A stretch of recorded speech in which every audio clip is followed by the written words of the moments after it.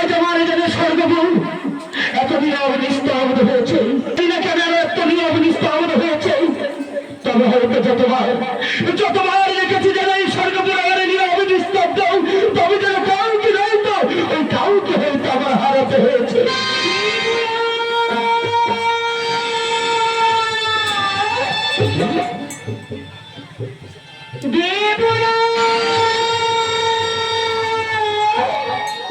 আমাকে দেবরা আছে বলে হয় উঠতে সদর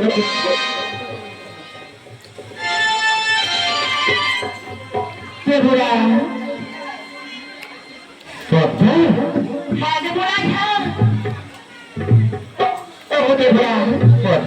সকলেই কথাগুলিকে বলে রাখি আপনারই চরণে আমার শতভূতি বোনা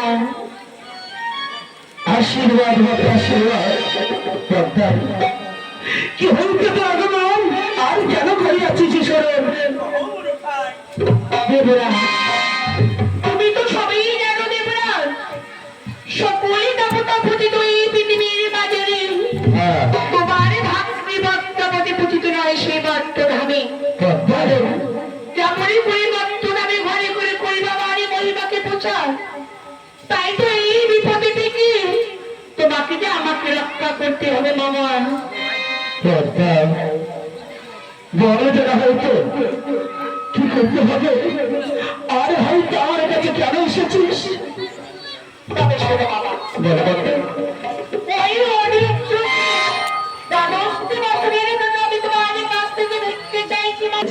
হ্যাঁ বাবা, হ্যাঁ শুধু অনুরোধ দুজনকে চাইছি বাবা। আমি অনুরোধ তোমার কাছে কিছুতেই দিতে পারবো না। কেন দিতে পারবো না? কেন পারবে না? তাহলে শোনো, অনুরোধ পাপের কোন রাজ পুণ্য ভোগী যেন তারা এখন এই ভোগের যে বিষয়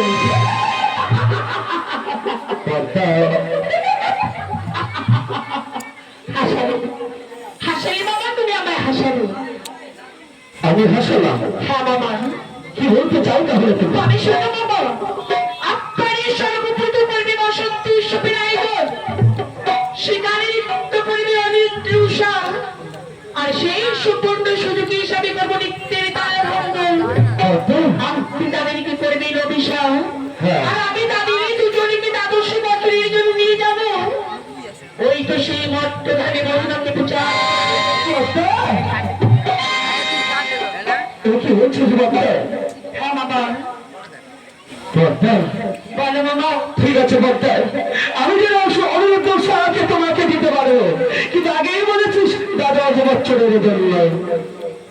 তবে যেন মনে রাখিস ওই দাদা বছর মূল্য হওয়ার পর আমার কাছে অনুরোধ সাহায্য যেন তোর ফিরিয়ে দিতে হবে। নিশ্চয়ই ফিরিয়ে দিব বাবা, নিশ্চয়ই। আমি আপনার এই সর্বপুরীতে দাঁড়িয়ে কথা দিলাম, দ্বাদশটি বছর পূর্ণ হয়ে গেলে পুনরায় অনুরোধ উষাকে আমি আপনার সর্বপুরীতে আবার নতুন করে ফিরিয়ে দিব মামা। ঠিক আছে বাচ্চা, আমিও যেন হয়তো তোমাকে কথা দিলাম এই দাদা অনুরোধ জন্য অনুরোধ উষাকে আমি তোমার কাছে দেব। তবে আপনার এখনই এই সুবর্ণ সুযোগই আগামী করলে আপনি শুরু করে মৃত্যুর আয়োজন। আমি তাই করবো। বেশ বাবা, আমি চলে যাচ্ছি। যে আমার এই সময় আপনাদের আলোচনে আমার সাথে প্রণাম আশীর্বাদ।